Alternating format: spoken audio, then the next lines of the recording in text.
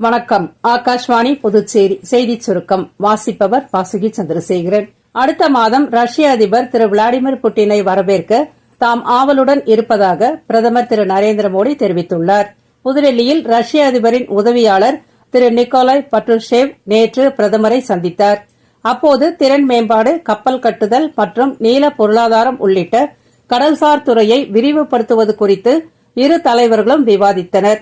நாட்டின் பெரும் சுகாதார பிரச்சினையாக உருவெடுத்துள்ள நுண்ணுயிர் எதிர்ப்பு பாதிப்புக்கு தீர்வு காண கூட்டு முயற்சிகளை மேற்கொள்வது அவசியம் என்று மத்திய சுகாதாரத்துறை அமைச்சர் திரு ஜே பி நட்டா கூறியுள்ளார்.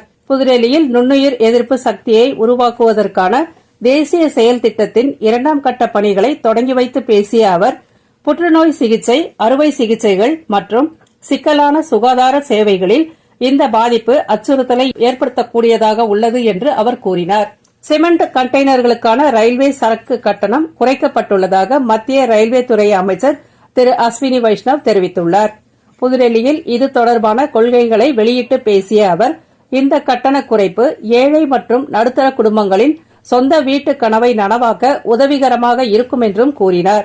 ஆகாஷ்வாணி புதுச்சேரியின் மாஹே பிராந்தியத்தில் பகுதி நேர செய்தியாளராக பணிபுரிய விண்ணப்பங்கள் வரவேற்கப்படுகின்றன.